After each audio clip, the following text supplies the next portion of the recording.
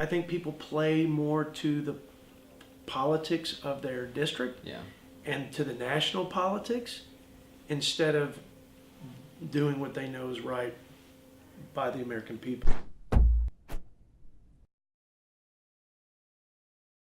The problem's not really in trying to get these funding bills passed, but rather, these appropriation bills a little bit slimmer.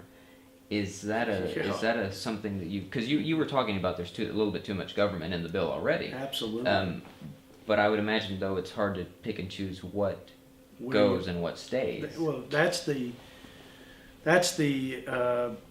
I would say I'd say $1 million question, but it's actually the $20 trillion question, because that's the debt that we're in. And I think, again, what is the biggest threat to a bright future for Texas Tech students who are in the pipeline to graduate, who are hoping for a great opportunity in the marketplace and a great life for their families? If we go into a sovereign debt crisis because we didn't grow the economy, because that's one side of the equation, and reduce the spending, I think it is a bleak future for folks in the next 10 to 20 years.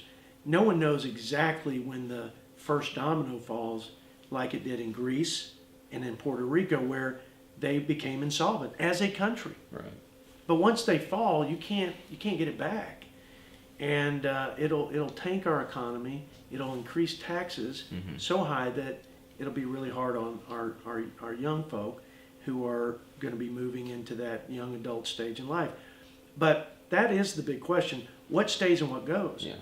I will tell you that being the only Republican from Texas on the budget committee, the what's driving our debt is not R&D. That's why I defended funding R&D.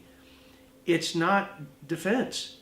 It's not other really domestic programs, although there's definitely some fat to cut from domestic spending. It's mandatory. Mandatory spending, which includes, entitlement programs like Medicaid, but it also includes welfare programs like food stamps. Look, 85% of the Farm Bill, which represents about $75 billion, that 85% is food stamps. It's a welfare program. I'm not saying that you cut the safety net out altogether. I'm saying you've got to reform it so that if there are able-bodied adults who can work, they should be incentivized to go to work. That would save billions. But look at the mandatory side, reform programs, retool them, and reduce them in responsible ways, and you will begin to get that debt and our deficit spending under control. But don't, and I'm not saying that the Department of Defense and the Pentagon doesn't have waste and abuse. They do. But we've got to be real careful that we don't cut from areas that are mission critical to the safety of the American people.